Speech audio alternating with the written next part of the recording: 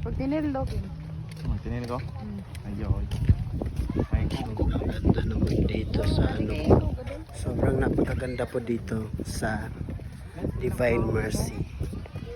Sobrang napaka-divine at napaka-mercy talaga. At mag-enjoy ka talaga pag andito ka.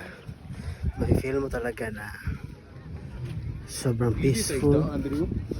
Wala talagang criminal feeling mo dito. Kaya ni square meter, pwede na ni balayan ba? Pwede na daw balayan daw. Imbis ng Divine Mercy, balayan daw na ni Arkin.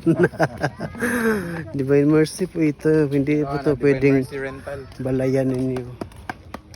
Wow, nagana yung lubi. Dili rin saging, oy. Yung saging. Yan. Andito na si Mother Crizel. Mother Crizel. Mother or sister?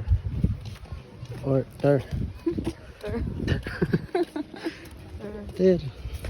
Ter Crizel. At ito naman si brother. Brother Arkin. From, sa church niyo again? FHCC. FHCC. Oh. Ako man dito. Dito ko yan sa ano. Andito kami sa Divine Mercy at nandito rin ang representative ng FHCC Church. Kaya nga ako gamaron da. Naglakad-lakad kami dito Ang kay. FHCC Church ay na-locate sa Palao, Ligan City. Bagay lakad-lakad lang. Kaya na talaga dito si Saint Nina. Hindi mo ganun sintunin nyo, God. San Miguel.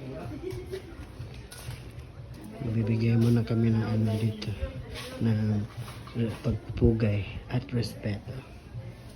Ang God, kato mo guna ang Ay, diamond. sa telescope ang guna. Diba?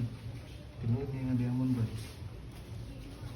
At ipang-ibtan lang si CCTV. papalungin mo na namin kasi baka ano masabi ng mga kaibigan ko dito. Si TV din na, Pin. Oh, ang ganda.